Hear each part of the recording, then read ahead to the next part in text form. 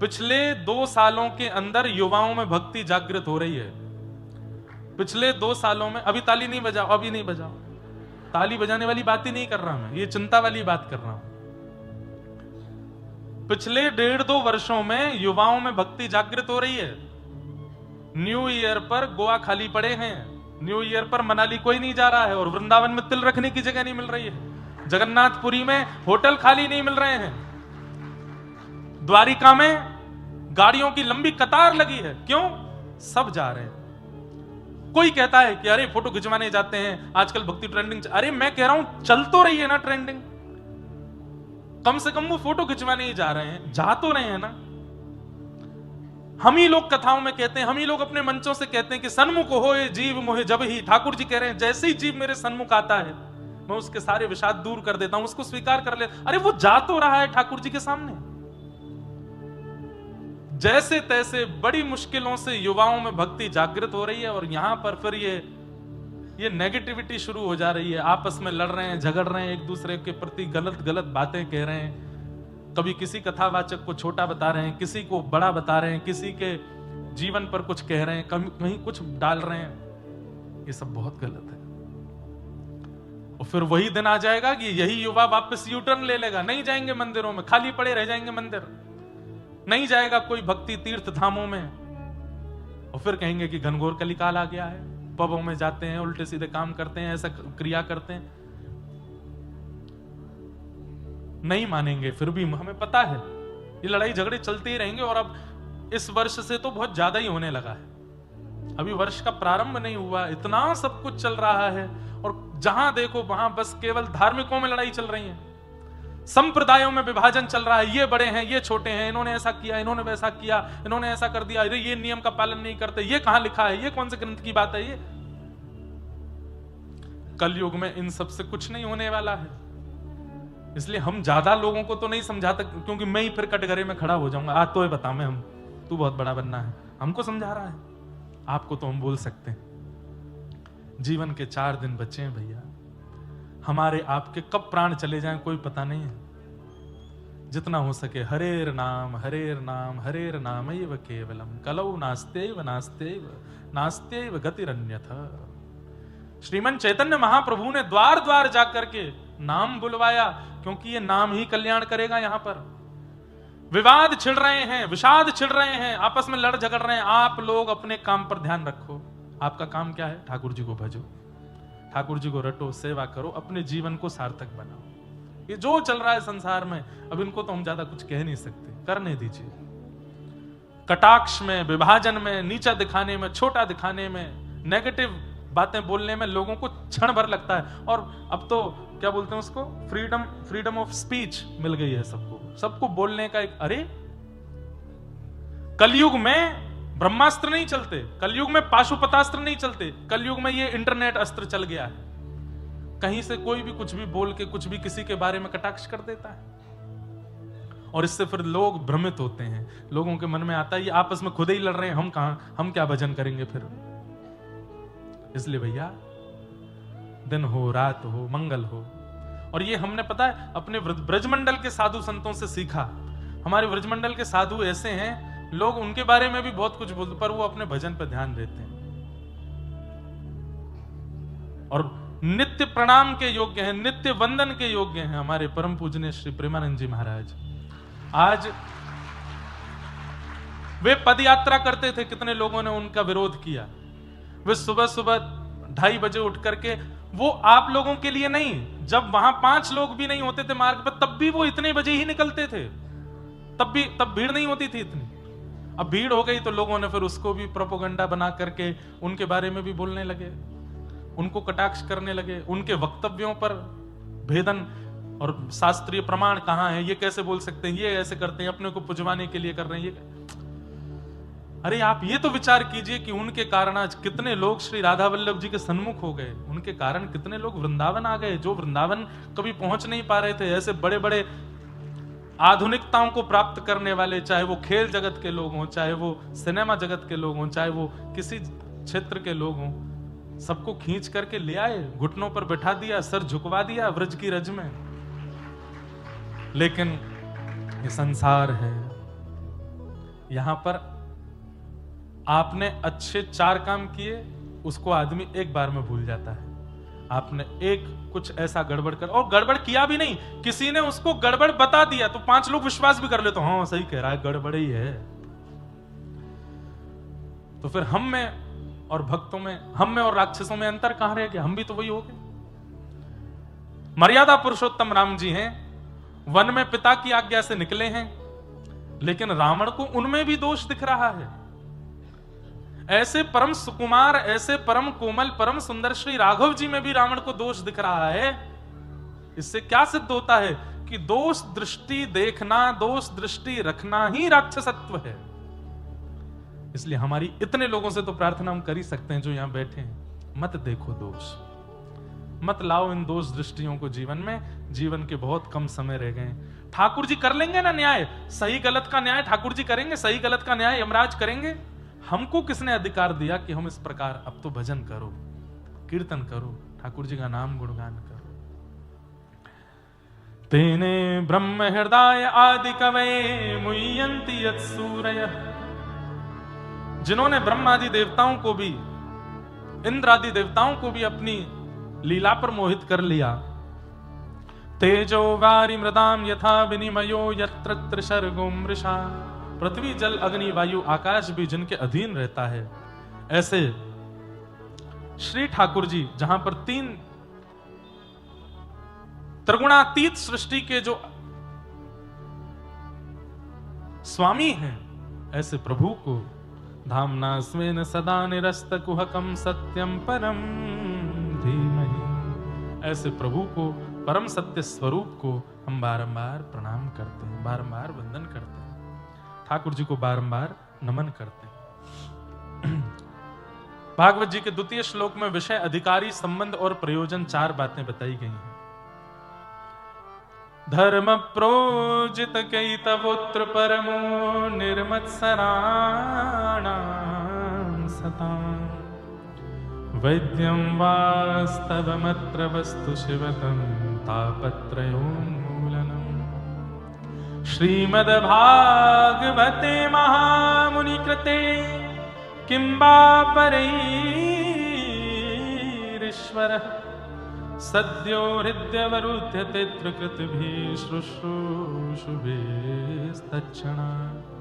सब लोग बैठ जाओ और ध्यान से सुनो। विषय, अधिकारी, संबंध और प्रयोजन, ये 4 बातें। सन्मुख वाले जो लोग हैं, जो बिल्कुल व्यासपीठ के सन्मुख रहते हैं, उनको आना और जाना तब करना चाहिए जब कीर्तन संकीर्तन हो, कथा के बीच में नहीं उठा कर। क्योंकि आप उठ के जा रहे हैं अपने कार्य से, पर आपके पीछे जो लोग बैठे हैं वो बिल्कुल कांस्टेंट देख के कथा सुन रहे हैं, एक एक शब्द सुन रहे हैं, और हम भी उनको देख के सुना रहे हैं। तो बीच में धारा प्रवाह बांध की तरह रुक जाता है। इसलिए जिनको बीच बीच में उठने की आदत है, वो ऐसी जगह बैठा करें कि कब गए कब आए पता ही नहीं चली। अब पूरी जनता को लांग है, उछल कूद करते हुए बाहर जाते, फिर वहीं उछल कूद करते हुए आप। वयोवृद्धों के लिए तो नहीं है बात, ये सब आचार्य संहिताएं कथाओं की, ये सब मर्यादाएं हैं, इनको हम नहीं बताएंगे तो कौन बताएगा। तो इसलिए ध्यान से सुनो। सबसे पहली बात, श्रीमद् भागवत जी का विषय क्या है? सुनने वाले श्रोताओं के चित्त में परम धर्म का बीज बोना। धर्म और परम धर्म में अंतर क्या है? इस संसार में रहने के लिए और इस संसार में व्यवस्थित जीवन जीने के लिए आप जो कर्म करते हैं वो सब धर्म कहलाते हैं। लेकिन इस संसार के त्याग के पश्चात जिस गति को आप प्राप्त करते हैं, वो गति जिस भाव से प्राप्त होती है उसको परम धर्म कहते हैं। समझ में आई बात? आप सुबह उठते हैं, उठते ही आप स्नान करते हैं, ये धर्म है। स्नान करते ही आप रात्रि के वस्त्र नहीं पहनते, नए वस्त्र पहनते हैं, ये धर्म है। आप सुबह उठने के बाद में व्यायाम आदि करते हैं, ये धर्म है। बाल भोग पाते हैं, ये धर्म है। माता पिता के चरण छूते हैं, ये धर्म है। मंदिर में जाके पूजा अर्चना करते हैं, धर्म है। अपने कार्य के लिए बच्चे स्कूल जाते हैं, थोड़े बड़े यूनिवर्सिटी जाते हैं, और बड़े अपने व्यापार के लिए जॉब पे जाते हैं, फैक्ट्री जाते हैं, किसी भी प्रकार के काम में जाते हैं, रिक्शा चलाते हैं, गाड़ी चलाते हैं, प्लेन उड़ाते हैं, ये सब धर्म है। जहां पर आप व्यवस्थित होकर के अपना जीवन इस संसार में जी रहे हो, 2 समय की रोटी पाने के लिए, धन कमाने के लिए, परिवार चलाने के लिए जो भी व्यवस्थित होकर कर्म कर रहे हो, वो सब धर्म कहलाता है। हाँ, उसमें किसी का छल करके, कपट करके, किसी का अधिकार छीन के या गलत प्रकार से क्रिया करें, वो अधर्म है। पर आप बिल्कुल व्यवस्थित होकर के अपना जीवन जी रहे हो तो आपका पूरा जीवन धर्म है। पर इस संसार में रहने के लिए और यहां तक की सीमा पर व्यवस्थित होने के लिए जो कर्म है वो धर्म, पर भगवत प्राप्ति के लिए जो आप कर्म करते हो वो परम धर्म है। श्रीमद् भागवत जी परम धर्म सिखाती है। इस संसार में तो रह लिए, यहां तो सब कर लिया, सब कमा लिया, खा लिया। ठाकुर जी ने श्रीमद् भगवत गीता के माध्यम से धर्म और परम धर्म दोनों बातें बताई हैं, संसार में कैसे रहना और मेरी प्राप्ति कैसे करनी। पर श्रीमद् भागवत तो केवल परम धर्म का उपदेश देती हैं। भगवत प्राप्ति कैसे हो, भगवत सन्निधि कैसे प्राप्त हो। कथा आप लोग सुन रहे हैं, ये धर्म नहीं है, ये परम धर्म है। यहां जो आप लोग बैठ करके ये पूरा प्रसंग श्रवण कर रहे हैं, ये धर्म का स्वरूप नहीं है, क्योंकि यहां आप जीवन जीने की कला नहीं सीख रहे हो, यहां आप भगवत प्राप्ति की कला सीख रहे हो। जीवन जीने की कला बीच बीच में हम वो भी बताते हैं, बीच बीच में आचार्यों की वाणी से वो भी सिद्ध करते हैं कि जीवन कैसा हो, पर यहां पर मूल रूप से एक ही बात प्रस्तावित की जाती है कि भगवत प्राप्ति कैसे हो, वो परम धर्म है। इस लोक में रहने के लिए जो क्रियाएं हैं वो धर्म है, और परलोक की प्राप्ति के लिए, वृंदावन की प्राप्ति के लिए, ठाकुर की प्राप्ति के लिए जो क्रिया है वो परम धर्म है। श्रीमद् भागवत परम धर्म का बीज बोती है। अब ये भी बात समझने की, बीज बोती है, बीज बो दिया गया, लेकिन वो बीज पुष्पित हो, फलित हो, वृक्षित हो, वृहद हो, ये काम आपका है। इन 7 दिनों में जुताई और बुवाई हम कर देंगे, लेकिन 8वें दिन से वो जो बीज भीतर गया है वो बड़ा होकर के वृक्ष बने, पुष्पित, फलित और सुगंधित हो, ये आपकी जिम्मेवारी है। कथाएं तो बहुत होती हैं कलकत्ता में, हर महीने 2 महीने में एक श्रेष्ठ व्यास कलकत्ता में होते हैं, इतनी कथाएं करते हैं। मतलब जुताई बुवाई तो खूब हो रही है, पर हमारी हृदय रूपी धरा कैसी है इस पर निर्भर करता है कि पेड़ उगेगा कि नहीं। हृदय रूपी धरा में खाद कैसी पड़ी हुई है उससे पता चलेगा कि भाई बीज पुष्पित, फलित और वृक्षित होगा कि नहीं। कई जगह जमीन इतनी ज्यादा योग्य नहीं होती तो वहां कितने भी बीज बो दो, वहां वृक्ष उगता ही नहीं है। तो वहां पर खाद डाली जाती है, थोड़ा अच्छा किया जाता है, वहां की जमीन को थोड़ा उपजाऊ बनाया जाता है, तब जाकर के वो पुष्पित होती है। वहां पर कोई भी बीज डाला जाए वो फलित हो जाता है। पर आजकल हमारे राष्ट्र में, चाहे पूरे विश्व में, लोगों की हृदय रूपी जो धरा है वो बांझ हो गई है, उसमें ज्यादा पेड़ उगते नहीं है। बीज तो बहुत बोए जाते हैं लेकिन उनसे कोई मिलता नहीं। कई बार हमने ही देखा, कथा सुन के गए हैं, कथा सुनने के बाद ही वो ये सब करने लगे जिनके लिए कथा में मना किया गया, जिनके लिए कथा में रोका गया। लड़ रहे हैं, झगड़ रहे हैं, छल कर रहे हैं, कपट कर रहे हैं। अभी एक जगह मेरी कथा थी तो वहां एक माता जी मुझसे बोली, महाराज जी मैं जितनी देर कथा सुनती हूं और जितनी देर पंडाल में होती हूं उतनी देर मुझको सब याद रहता है आपने क्या कहा, और घर आती सब भूल जाती हूं, सब चला जाता है दिमाग से। घर में लड़ाई झगड़ा होता है तब भी मैं लड़ लेती हूँ, बाद में याद आता है आपने तो कथा में बोला था ऐसे ऐसे नहीं करना, ये नहीं करना, वो नहीं करना। मैंने कहा ये कलयुग का प्रभाव है। कलयुग हमारे हृदय को व्यवस्थित होने नहीं देता। पर कथा यहां याद रखने का विषय नहीं है, हमारे जाने के बाद याद रखने का विषय है कि क्या बोल के गए हैं, क्या समझा के गए हैं, क्या बता के गए हैं, वो चित्त में रहे। ज्ञान जब दिया जाता है तब सब स्वीकार करते हैं, पर उस समय स्वीकार नहीं, उसको तो ज्ञानी के ज्ञान का विश्राम हो जाए उसके बाद लागू करना है, तभी तो उसका लाभ है। अब आप क्लासरूम में तो बहुत अच्छे से बैठते हो जब टीचर पढ़ाते हैं, लेकिन एग्जाम में आके क्लास में तो मुझे सब याद था, पर ये एग्जाम पेपर आते ही भूल जाता हूं मैं, तब तो फेल हो ही जाना है। ये क्लासरूम है और यहां से बाहर जाते ही आपका एग्जाम शुरू होता है। ये बातें वहां याद रखनी है, यहां याद रखने की आवश्यकता नहीं। यहां तो केवल उसको नोट डाउन करते जाओ और बाहर जाती उसको लागू कर दो। तो श्रीमद् भागवत परम धर्म का विषय है, धर्म का नहीं, परम धर्म। ठाकुर जी कैसे मिले, भगवत प्राप्ति कैसे हो, जीवन का उद्धार कैसे हो, कल्याण कैसे हो, उसका जो विषय प्रतिपादित करे वो भागवत। दूसरी बात, बहुत सावधानी से सुनिएगा, श्रीमद् भागवत के परम धर्म के विषय को किस प्रकार के लोग स्वीकार कर पाते हैं? तब कहते हैं निर्मत्सराणाम सताम, जिनके जीवन में मात्सर्य दोष नहीं है। मात्सर्य दोष किसको कहते हैं? जो दूसरे के सुख से दुखी होते हैं। आज की डेट में संसार में सबसे ज्यादा लोग इसी श्रेणी के हैं, अपने दुख से दुखी नहीं है। मुझे बुखार आ जाए चलेगा, मुझे खांसी हो जाए चलेगा, पर वो ठीक नहीं रहना चाहिए, उसको भी बीमार करो। मैं निर्धन हो गया, मेरा व्यापार ठप हो गया, चलेगा, कोई बात नहीं, पर उसका क्यों चल रहा है? इस बात से पीड़ित है, इस बात से दुखी। बड़ी प्रसिद्ध कथा है, एक व्यक्ति गया, जाके उसने तप किया, भगवान प्रसन्न होकर के बोले वरदान मांगो। बोले प्रभु एक वरदान दे दो, मैं जो चाहूं मुझे मिल जाया करे। ठाकुर जी बोले ऐसे वरदान देने हमने बंद कर दिए। क्यों? बोले भस्मासुर आया था और उसने मांगा मैं जिसके सिर पे हाथ धरूं वो भस्म हो जाए। शंकर जी ने वरदान दिया, शंकर जी के पीछे भागा, तो तुमको ही भस्म करूंगा मैं। ये सब वरदान नहीं देने हमको। तो प्रभु मैंने तप किया, थोड़ा तो कुछ दो। बोले कुछ और मांगो। बोले नहीं चाहिए यही, मैं जो चाहूं मुझे मिले। तो ठाकुर जी बोले कलयुग का जीव है, चल तूने जो मांगा तुझे देंगे, लेकिन तरीका हमारा होगा। बोले क्या? तू जो चाहेगा तुझे मिलेगा, पड़ोसी को दुगना मिलेगा। ये कोई बात नहीं होती। बोले यही बात है भाई, अब तू जो चाहेगा तुझे मिलेगा, लेकिन तेरे सामने वाले को तुझसे दुगना मिलेगा। जा। आ गया, बढ़िया मेरा बंगलो बन जाए कोलकाता में, और उसका तो एक बना, पड़ोसी के दो बने, दो दो बने। उसने कहा बढ़िया बने, तो पड़ोसी को बहुत ही बढ़िया बना। कोई बात नहीं, तब तक भी सहता रहा। मेरे पास एक बढ़िया लग्जरी कार हो जाए, तेरे पे एक हुई, पड़ोसी पे दो आ गए। मेरा 10-15 करोड़ का टर्नओवर हो जाए, 100 करोड़ का टर्नओवर हो जाए, पड़ोसी का और दुगना हो गया। एक सुंदर सी कन्या से मेरा ब्याह हो जाए, पड़ोसी के 2 हो गए।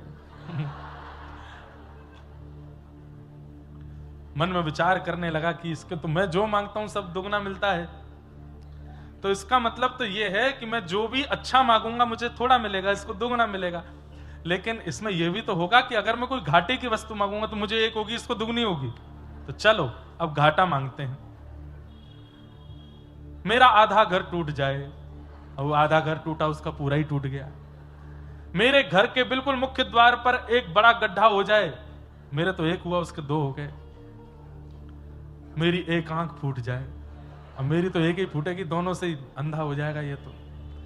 ये इस प्रकार की भावना से जो लोग बड़े चिंतित रहते हैं, दिन रात उनकी चिंता ही केवल यह है कि वो श्रेष्ठ क्यों हो रहा है, उसके पास सब कुछ क्यों है, वो मुझसे आगे कैसे निकल गया। ऐसे लोगों को मात्सर्य दोषी कहते हैं। और मात्सर्य दोषी लोग आध्यात्म से दूर रहें, क्योंकि उनको आध्यात्म की चर्चा कभी समझ में नहीं आ सकती। कितनी बड़ी विडंबना की बात है।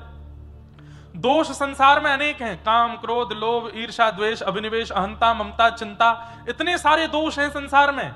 लेकिन केवल ईर्ष्यालु लोगों को कहा गया कि ये लोग कभी आध्यात्म के पथ पर चल नहीं पाएंगे। जिसके चित्त में काम है, जिसके चित्त में क्रोध है, जिसके चित्त में लोभ है, वो भी आध्यात्म पथ पर चल के एक दिन सुधर जाएगा, पर ईर्ष्यालु नहीं सुधर पाएगा। ईर्ष्यालु को बहुत समय लगेगा। और मानो चाहे मत मानो, पर ईर्ष्या सबको होती है, सबके चित्त में होती है। कोई अभिमानवश नहीं कहेंगे हम व्यासपीठ पर बैठ के कि हमारे चित्त को भगवान ने शुद्ध रखा। ठाकुर जी सदा रखें, पर ईर्ष्यालु बहुत लोगों को होती है। और ये ईर्ष्या भगवत प्राप्ति में सबसे बड़ी बाधा। इतनी बड़ी बाधा काम भी नहीं है, इतनी बड़ी बाधा क्रोध, लोभ भी नहीं है, जितनी बड़ी बाधा ईर्ष्या है। एक प्रकार से अगर मैं कह दूं तो कोई अतिशयोक्ति नहीं।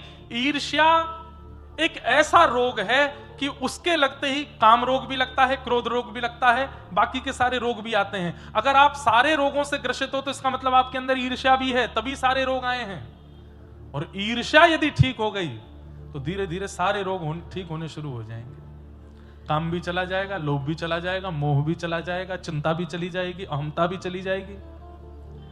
ईर्ष्या को ठीक करो। हम तो कहते हैं कथा में कि जिससे ईर्ष्या होती है उसका चिंतन करो। अभी किससे होती है ईर्ष्या?